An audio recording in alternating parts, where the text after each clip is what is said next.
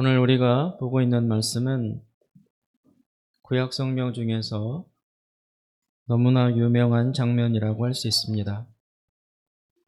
애굽에서 출발한 이스라엘 백성들이 궁극적 목적지가 되는 가나안 땅 바로 앞에 도착을 했으나 그 땅을 정탐하고 온 사람들이 보고한 내용을 듣고 패닉, 완전 혼돈과 혼란에 빠져서 이성과 중심을 잃고 두려워하는 장면입니다. 그리고 결국 이 이스라엘 백성들은 그 요단강만 건너면 하나님이 가라고 하신 새 땅임에도 불구하고 거기에서 뒤로 돌아 후퇴하여 40년간을 물이 없고 먹을 것이 없는 그 건조하고 척박한 땅에서 40년을 방황하다가 그곳에서 죽어서 유골이 묻히는 그런 행로를 보이게 되는 그런 내용과 장면, 그것이 바로 오늘 본문에 나타나 있는 것입니다. 이스라엘 백성은 애굽을 출발했으나 여러 가지 장애물에 걸려서 넘어지고 멈추고 후퇴하였습니다. 지난 시간에 보았던 이스라엘 백성의 첫 번째 특성은 원망이었습니다. 애굽을 떠나서 가나안에 오기까지 이스라엘 백성들이 가장 많이 보여준 특성, 그것을 한마디로 규정하자면 원망이었다는 것입니다. 하나님을 향해서 원망하는 것. 왜 우리를 불러내서 이 광야에서 이 고생을 하게 만드는가? 물이 없고 1년 동안 만나만 먹어서 너무 이제는 지루하고 애굽에서 먹었던 부추와 마늘과 이런 여러 가지 향신료가 들어갔던 맛있는 음식들, 그것을 못 먹어서 너무 지친다. 이런 종류의 여러 가지 불평과 원망을 쏟아내으며 광야를 지나왔습니다. 그들이 그렇게 건건이 마주치는 모든 장애물마다 걸리고 시험에 들 수밖에 없었던, 원망을 할 수밖에 없었던 이유는 바로 그들의 비자발적 출발에 놓여 있었다고 지난 시간에 우리가 보았습니다. 하나님이 애굽을 나와서 새로운 땅에 가서 새 나라를 건설하라는 비전을 주셨지만 그 하나님의 비전이 이스라엘 백성들에게는 내면화되지 않았던 것입니다. 사실 하나님께서는 애굽에서 이들을 나오게 해서 나올 뿐만이 아니라 원래 그 하나님의 선택하셨던 가나안 땅으로 보내서 거기서 큰 민족을 이루게 하시리라는 계획과 비전을 지금 이 형성되고 있는 애굽 땅에서 형성되고 있는 이스라엘 민족의 시조였던 아브라함에게 이미 400여 년 전에 벌써 말씀해 주신 비전이었습니다. 내가 아브라함을 부르시면서 하나님이 아브라함에게 약속과 비전을 주셨습니다. 내가 너로 하여금 큰 민족을 이루도록 하겠다. 그리고 그 민족을 나의 백성, 하나님의 백성으로 선택해서 사용하겠다. 그 나라는 세계의 열방의 구원을 위한 도구가 될 것이다. 그래서 하나님이 가지고 계신 그 비전은 즉흥적으로, 그리고 얼마 전에 갑자기 만들어낸 비전이 아니었어요. 이스라엘 민족의 형성 초기 첫사람이었던 아브라함을 부르실 때 그때 이미 나는 이런 계획을 가지고 있고 너를 통해서 너희 후손들을 사용하여 민족과 나라를 이루겠다. 그때 이미 하나님은 이런 계획을 갖고 계셨었습니다. 그러나 애굽으로 와서 400년 동안 노예 생활을 하는 동안 이스라엘 백성들은 그 비전을 다 잊어버렸고 심지어 하나님도 잊어버려서 자신들의 정체성을 완전히 잃어버린 상태가 되었던 것입니다. 그래서 모세를 통해서 하나님이 애굽에서 나가라 라고 명령을 주셨지만 하나님도 잊어버리고 자신들의 정체성도 망각하고 하나님이 가지고 가신 비전도 다 잊어버렸던 이 이스라엘 백성들은 움직이지 않았습니다. 나가기 싫어했습니다. 싫어하는 정도가 아니라 모세를 죽이려고 했어요. 너무 얼토당토하는 말을 하니까. 소위 너 미쳤냐? 여길 왜 나가? 우리는 그냥 노동량이 너무 많고 애굽 사람들이 음식도 조금 주고 그게 너무 힘들어서 그런 것만 조금 개선되기를 바랬을 뿐이지 우리 보고 여기를 나가라고? 그런 생각을 이 사람들은 한 번도 꿈꿔본 적이 없어요. 그래서 모세가 와서 하나님의 명령을 전했을 때 전 이스라엘 백성들이 강력히 반발했습니다. 모세를 죽이려고까지 했습니다. 그래서 동원한 것이 10가지 기적이었습니다. 개구리, 메뚜기, 황충, 또 나일 강물이 피로 변하고 이런 10가지 재앙을 하나님이 사용하셔서 애굽 전체를 흔들어 놓았는데 사실 이 초자연적인 이적의 진짜 목적하는 대상은 애굽 사람들이 아니었어요. 표면적으로는 그 바로가 말을 안 들으니까 바로를 심판하고 징계하기 위해서 애굽에 벌을 내린 것처럼 표면적으로는 보이지만 하나님이 이 10가지 초자연적인 재앙을 일으키셔서 퍼포먼스를 하신 진짜 이유는 애굽 백성들을 꾸짖는 것이 아니라 믿음을 못 가지고 하나님의 비전에 동참하지 못하는 이스라엘 백성을 깨우기 위해서 그 기적을 사용하신 거예요.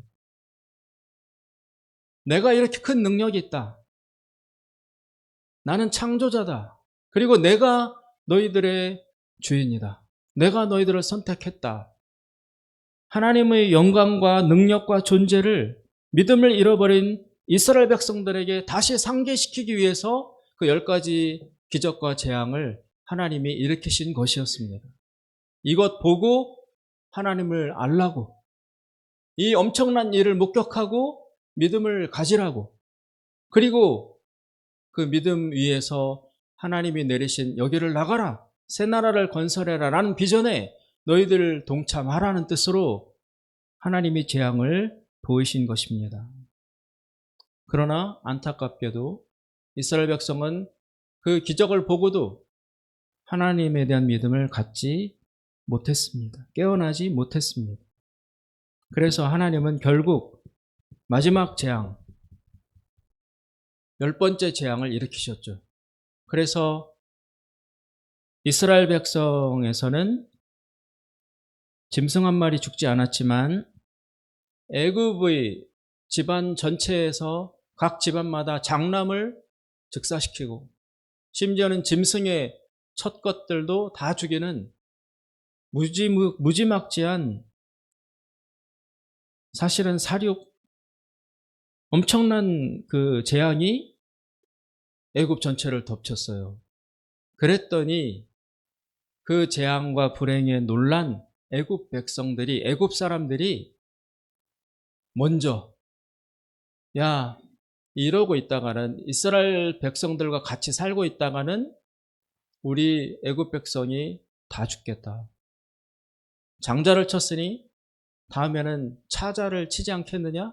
그렇게 해서 애굽 백성과 애굽이라는 나라 전체를 이 여호와 하나님이 다 초토화시키지 않겠느냐? 그래서 애굽 사람들이 자기가 두려워서 나갈 생각을 하고 있지 않은 이스라엘 백성들한테 찾아가서 붙들고 빨리 나가. 너네 우리랑 같이 있으면 우리가 죽어. 그래서 강제로 이스라엘 백성을 쫓아냈어요. 나가. 제발 나가줘.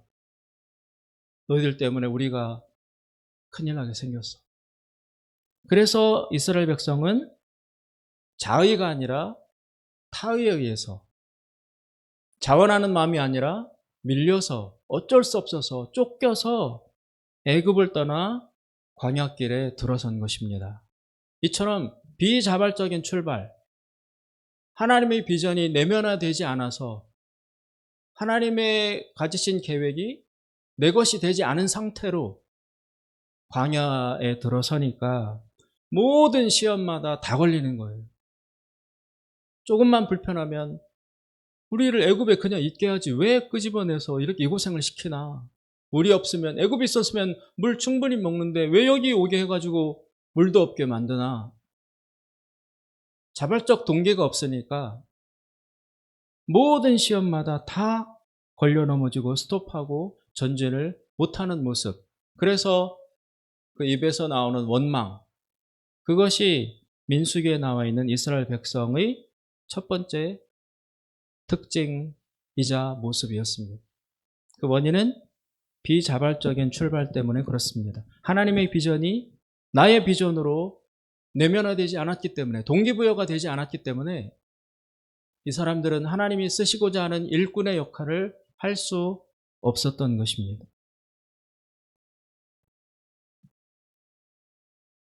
그런 비자발적 출발을 해서 마지못해서 광야길을 걸어온 백성들이 이제 오늘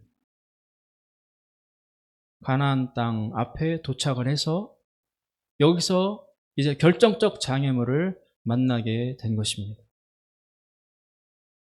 가나안을 정탐하고 온 사람들의 보고가 땅은 좋지만 이 땅을 이미 점유해서 살고 있는 사람들이 있는데 그들은 거인들이다.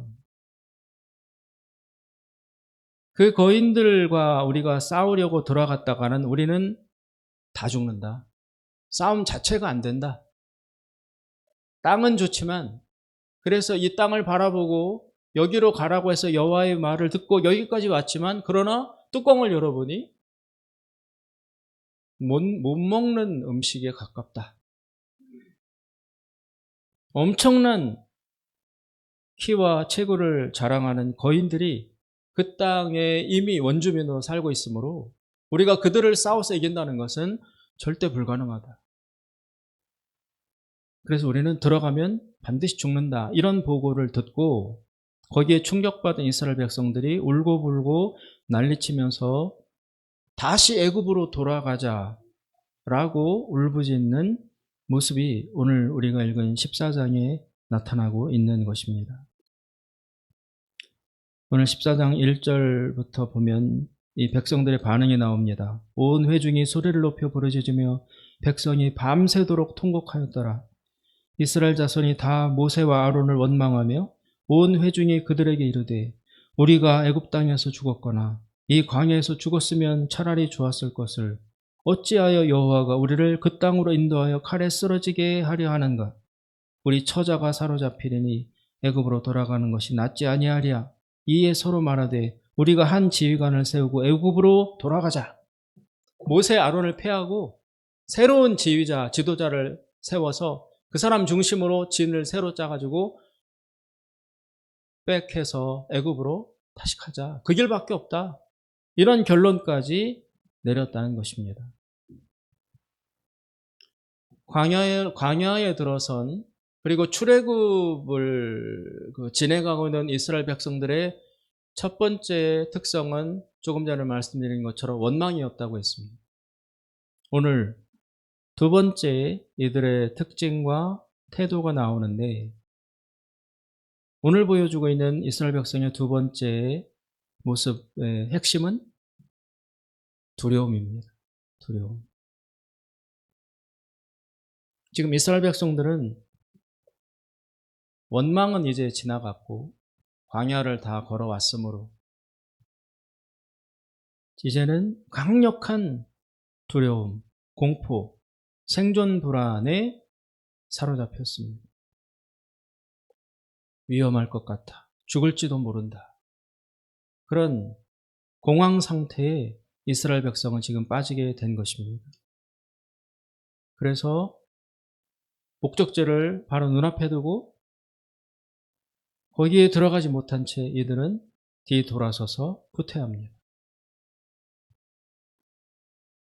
이스라엘 백성이 첫 번째 보였던 원망, 그 원인은 아까 말씀드린 것처럼 하나님의 비전이 나의 비전으로 일치되거나 내면화되지 못해서 동기 없이 자발적 마음 없이 들어섰기 때문이다. 그것이 원인이다. 라고 원망의 원인을 우리가 밝혔습니다. 그럼 오늘 보여주긴 이 두려움은 어떤 것인가, 어떤 본질을 가지고 있는가를 우리가 볼 필요가 있습니다. 지금 이스라엘 백성들은 강력하게 두려워하고 있습니다. 그리고 죽을 것 같다. 죽을지 모른다. 너무너무 위험하다. 이런 생각에 사로잡혀 있습니다. 그러나 우리는 이 사람들의 두려움을 잘 관찰해야 합니다. 과연 그런가? 이 이스라엘 백성들이 생각하는 것처럼 진짜 들어가면 다 죽는가? 너무너무 위험한가? 애굽으로 돌아가는 것밖에 길이 없는가? 진짜 여호와의 말을 따라 저 가나안에 들어갔다가는 우리는 처자가 사로잡혀가고 다 초토화되는가? 진짜 그런가? 라고 질문해 보아야 합니다. 오늘 이 시대에도 예수님의 제자로 살면, 예수님의 부르심에 내가 응답하는 자, 하나님의 일꾼으로 살면 대단히 위험하고 많이 희생해야 하고 손해보고 헌신하고 그리고 안전하지 못한 삶을 살아야 된다라는 두려움에 사로잡힌 그리스도인들이 많습니다.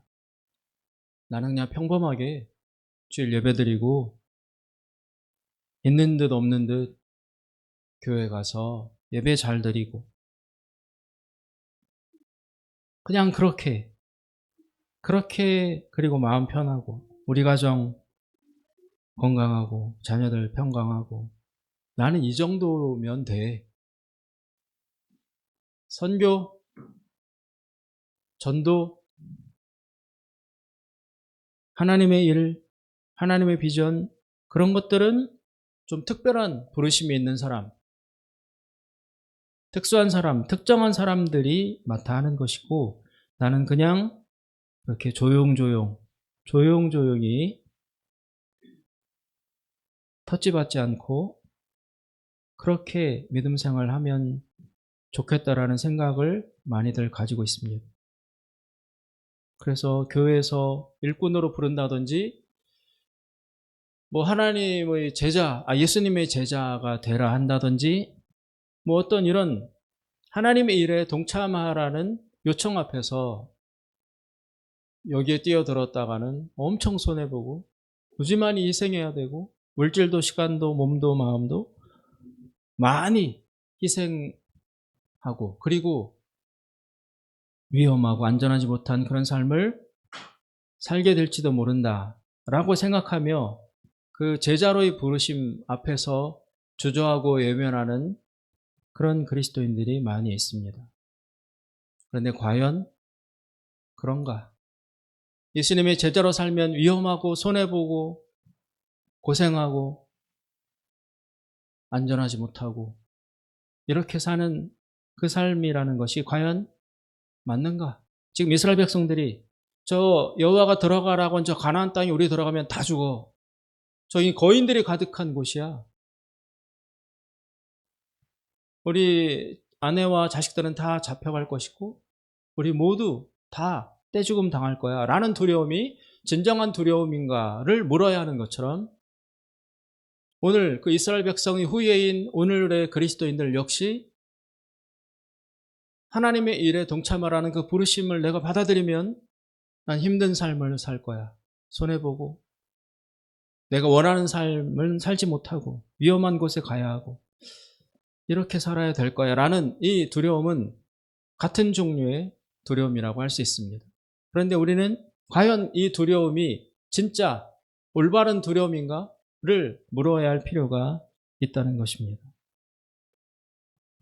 여러분들 들어보셨겠지만 포항에 가면 한동대학교라는 기독교 대학이 있습니다. 그 대학이 1994년에 처음 개교할 때 어려움이 많았습니다. 재정적으로도, 행정적으로도, 법적으로도, 또 인적 자원으로도 모든 것이 부족한 상태에서 황량한 땅에 기독교 대학을 설립한다는 그 일을 시도하고 있을 때 일꾼이 너무너무 부족했어요. 사람이 필요했어요. 그래서 그럴 때 카이스트 대학의 교수로 있었던 김영길이라는 교수님에게 일종의 그 섭외가 들어옵니다. 이 한동대학교의 초대 총장을 맡아달라.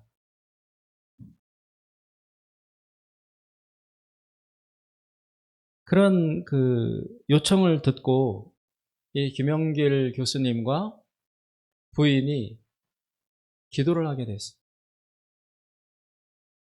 엄청난 마음의 짐, 무거움, 두려움이 있었습니다. 안정되지도 않은 대학, 재정도 너무너무 열악하고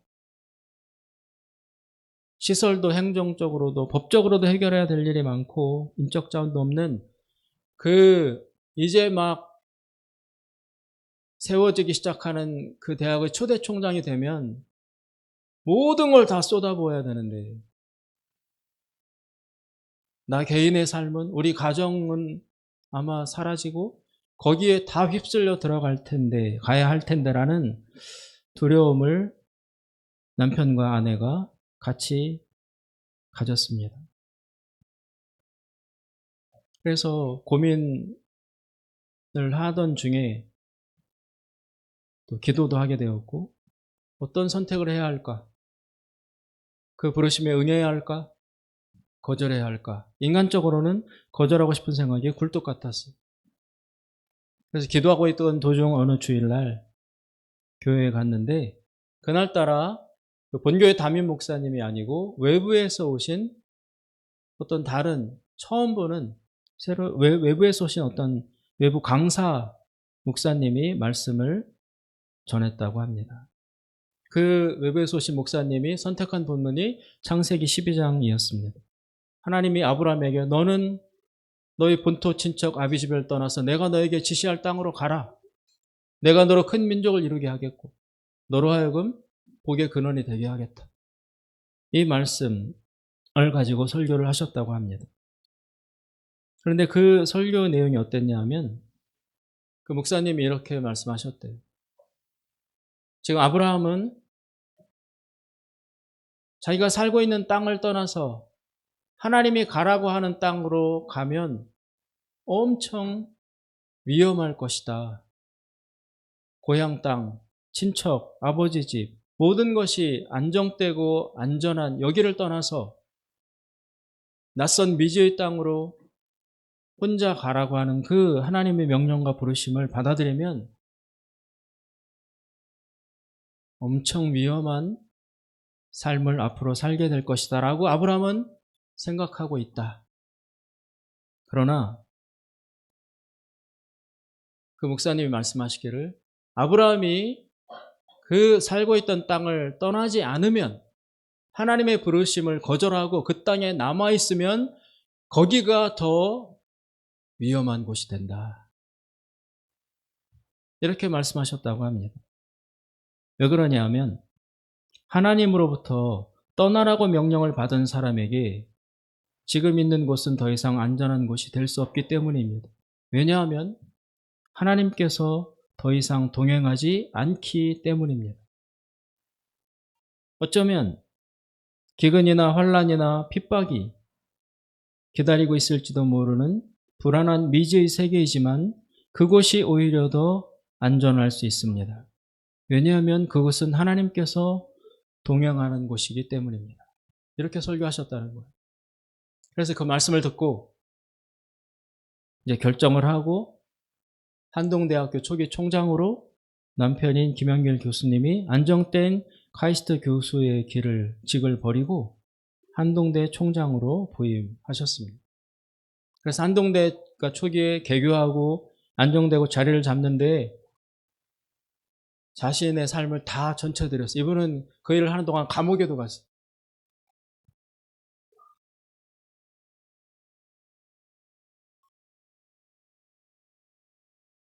그날 이 외부 강사님이 말씀하신 것처럼 어디가 더 위험한가?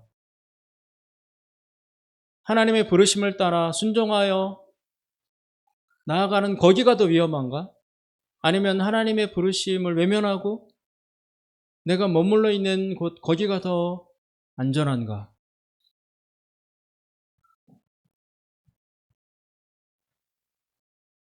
하나님의 뜻을 따르지 않는 것이 더 위험하다는 것입니다.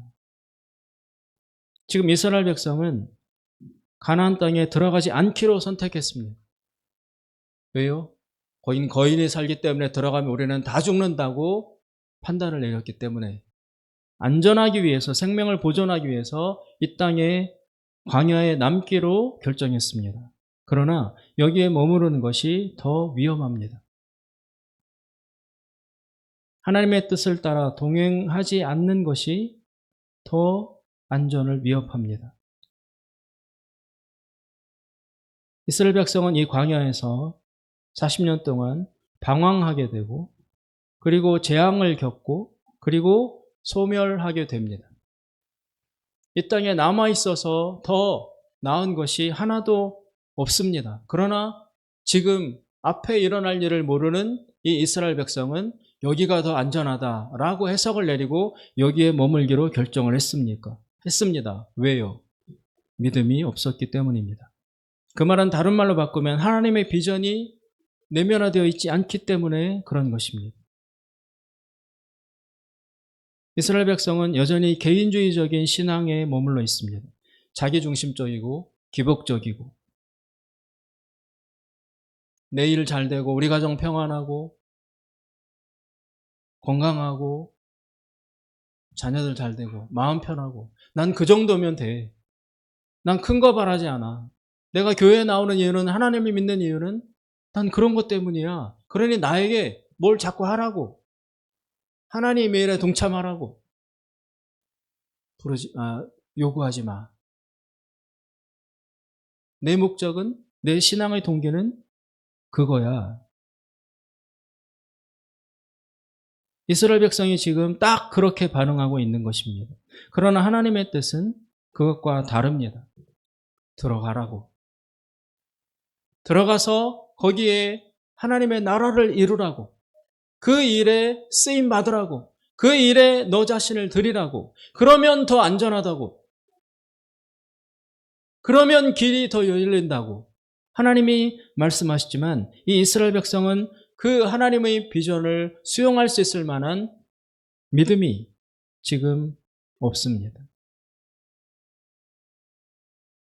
하나님의 뜻은 제자가 되라는 부르심입니다. 그리고 그것을 거부하면 안전할 것 같아도 결코 안전하지 못한 삶을 살게 됩니다.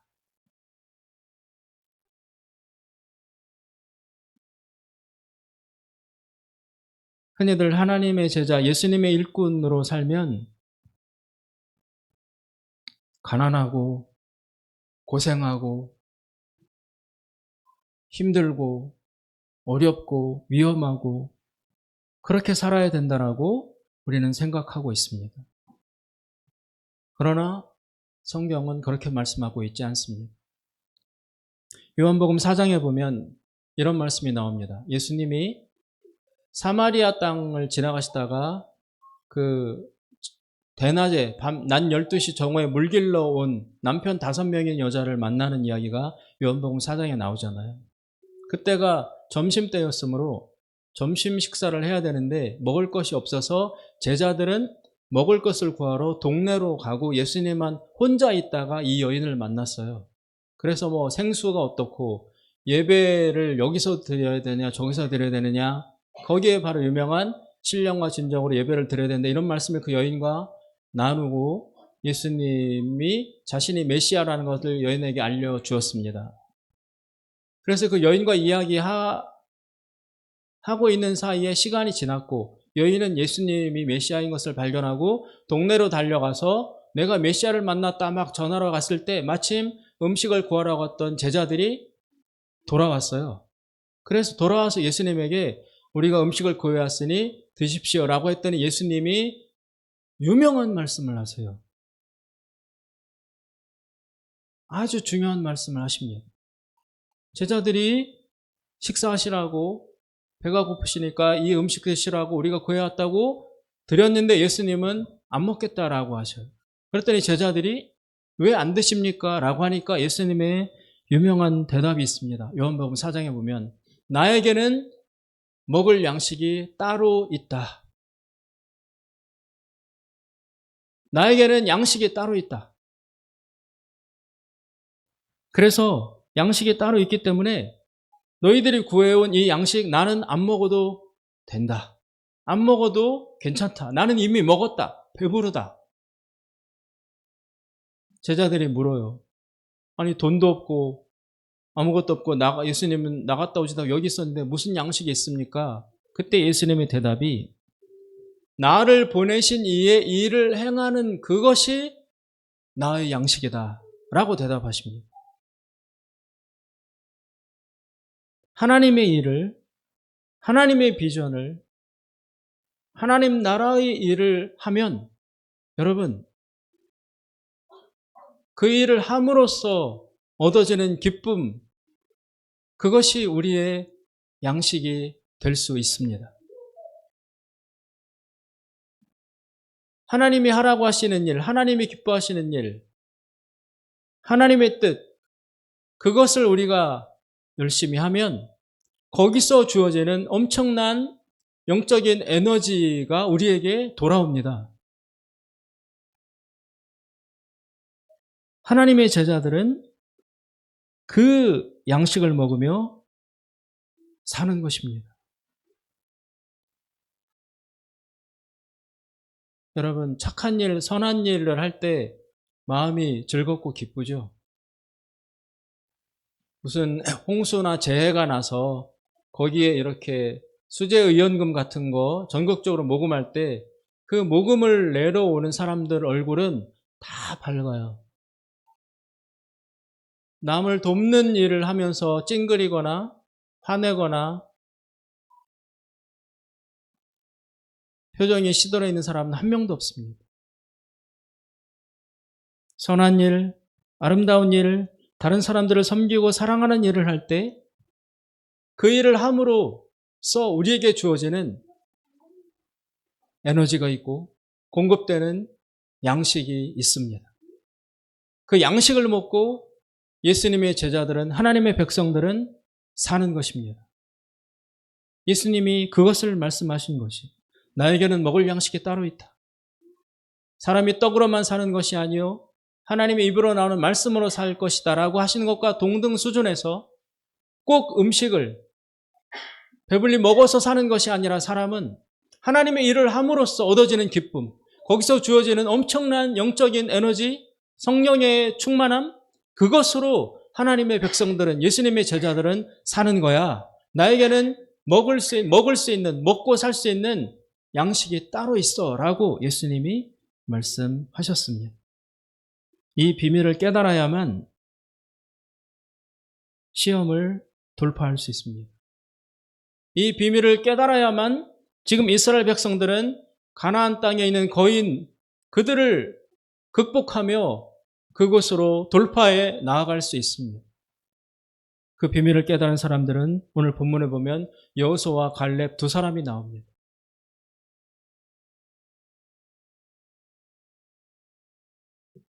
하나님의 부르심은 그냥 기복주의적인 종교인이 되라는 것이 아니라 제자가 되라는 부르심입니다. 우리는 반드시 남을 품어야, 이웃을 품어야, 다른 사람을 품고 세상을 품어야, 그리고 그들을 사랑하고 그들을 위해서 우리를 드려야만 우리는 하나님으로부터 양식을 공급받아서 생명으로 풍부하게 살아갈 수 있는 그런 본질을 가진 사람들입니다. 그들을 일컬어 예수님의 제자라고 하는 것입니다. 예수님은 무리와 제자를 구분하셨고 이방인과 하나님의 백성을 구분하셨어요. 마태복음에 보면 무엇을 먹을까 무엇을 입을까 구하지 말라. 왜? 그것은 이방인들이 구하는 것이야. 이방인은 하나님의 백성이 아닌 사람들을 말하는 거죠. 무엇을 먹을까 무엇을 구할까 어떻게 살지? 어떻게 살아남지? 어떤 일을 해야 내가 인생을 살아갈 수 있지? 이런 생존의 고민을 우리는 늘 합니다. 그런데 그런 고민을 하는 사람들은 하나님의 백성이 아니라는 거예요. 예수님의 기준에 의하면 이방인들이나 구하는 것이다. 그러므로 너희들은, 하나님 백성 너희들은, 예수님의 제자인 너희들은 무엇을 먹을까 무엇을 입을까를 구하지 말아라. 구하면 안 된다. 라고 말씀하시는 거예요. 그러면 하나님의 백성인 우리들은, 예수님의 제자인 우리들은 무엇을 구해야 할까요? 예수님의 대답이 그때 나옵니다. 그의 나라와 그의 의를 먼저 구하라. 그리하면 이 모든 것을, 즉 무엇을 먹을까 무엇을 입을까 이방인들이 구하던 그것 모든 것을 너희에게 더하시리라. 이방인과 하나님의 백성들은 구하는 것이 달라야 한다는 것입니다. 이방인들은 아무리 수준이 높아도 기껏해야 구하는 것의 최고 수준이 무엇이냐면 알고 보면 무엇을 먹을까 무엇을 입을까라는 거예요. 본질이. 그런데 하나님의 백성들은, 예수님의 제자들은 그런 것을 고민해서는 안 된다. 그런 것에 얽매이거나 구애받아서는 안 된다. 왜냐하면 하나님이 책임지시고 공급하실 것이니까. 그러므로 하나님의 백성과 예수님의 제자들은 무엇을 구해야 하느냐? 그의 나라와 의를 먼저 구해야 한다. 그의 나라, 하나님의 나라를 구하는 것. 하나님의 나라가 이 땅에 실현되도록 그 일을 구하고 그 일을 추구하는 것. 그것이 하나님의 백성들의 본질이어야 한다라고 예수님이 규정해 놓으셨습니다.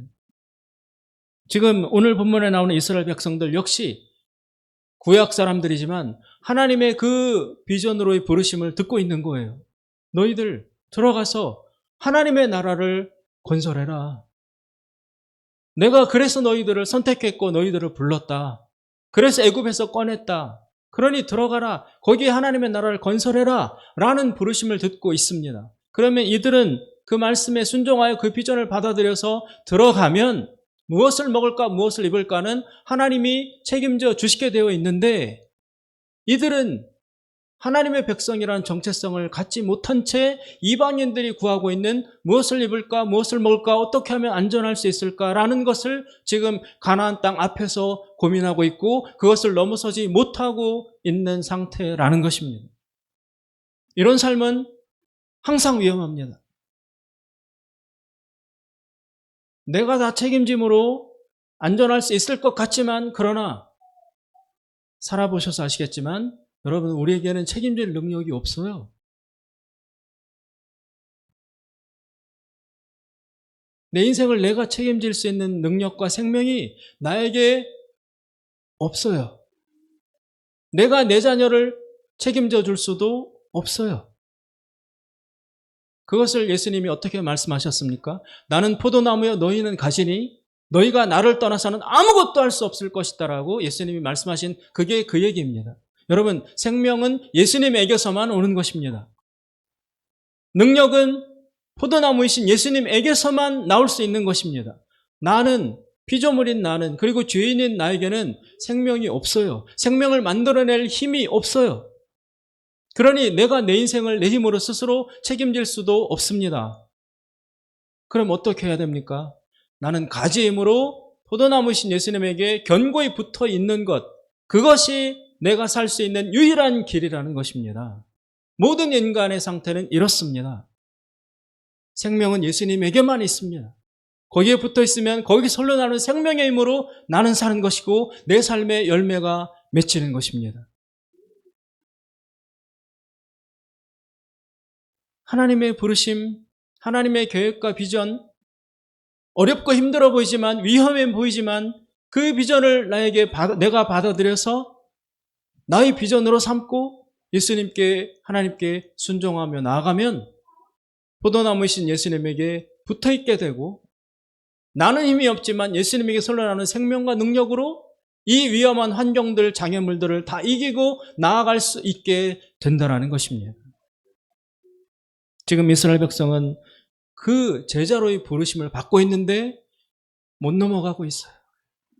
2명만 할 수 있다라고 이야기하고, 이스라엘 백성 나머지 전체는 못 들어간다, 애굽으로 돌아가자, 우리 다 죽이려고 끌고 왔느냐라고 예수님의 제자로의, 하나님의 백성으로의 부르심 앞에 격렬히 저항하고 있는 것입니다. 사랑하는 여러분, 성경에 나오는 말씀은 다 하나님에게서 나온 진리의 말씀입니다. 예수님이 분명히 말씀하셨습니다. 무엇을 먹을까, 무엇을 입을까? 이방인들이 구하는 것이다. 너희들은 이방인이 아니지 않느냐? 내 백성이지 않느냐? 내 백성답게 구해라. 무엇을? 그의 나라와 그의 의를 먼저 구하라. 그의 나라와 그의 의, 그의 나라, 그것이 바로 하나님의 나라입니다. 주기도문에 하늘에 계신 우리 아버지, 이름이 거룩히 여김을 받으시오며, 2번째, 나라가 임하옵시며 그 하나님의 나라가 이 땅에 실현되게 하여 주시옵소서라는 기도를 주기도문의 가장 첫 부분에 예수님은 배치하고 있습니다. 이 하나님의 나라를 건설하고 확장하는 것, 하나님이 다스리시는, 하나님이 왕과 주인으로 통치하시는 평화, 평강과 생명의 나라에 다른 사람들이 들어올 수 있도록 확장하는 그 일, 그것이 바로 하나님의 비전이고 하나님의 계획입니다. 그 하나님의 나라를 건설하는 것을 일컬어서 선교라고 하는 것입니다. 선교는 영국의 유명한 학자인 크리스토퍼 라이트라는 사람이 이렇게 정의를 합니다. 성경은 전 창조 세계에서, 모든 창조 세계에서 악을 제거하고 자신을 위해 모든 족속과 나라에서 구속된 한 백성을 창조해 새로운 창조 세계의 주민으로 만들고자 하시는 하나님의 전체적인 사명 선언이다. 이 땅에 존재하는 모든 악과 모든 불의, 모든 고통, 모든 어두움, 모든 슬픔, 이런 것들과 싸워가며 평화와 평강과 생명과 이런 것들이 풍부하게 거할 수 있는 그런 아름다운 영역과 나라로 만들어가는, 그것을 하나님의 나라를 건설한다고 하는 것이고, 그것을 다른 말로 선교라고 하는 것이고, 그리고 우리 모두는 그 하나님의 비전인 선교로 부르심을 받고 있다는 것입니다. 사랑하는 여러분, 신약성경 에베소서 2장에 보면 이런 말씀이 나옵니다. 이 백성은 선한 일을 위해서 내가 창조한 백성이다라고 나옵니다. 이 백성, 오늘의 그리스도인들, 오늘의 교회를 다니는 사람들, 하나님의 백성들은 하나님이 분명히 선언하셨어요. 정체성을 규정하셨어요. 선한 일을 위해서 내가 창조하고 뽑아낸 백성이다. 따라서 그리스도인들은 선한 일을 해야만 힘을 공급받을 수 있어요. 선한 일을, 생명의 일을 해야만 에너지가 주어집니다. 자기중심적이고 이기적이고 그리고 기복적인 신앙에만 머물러 있으면 잘 될 것 같지만 힘을 계속 잃어버립니다.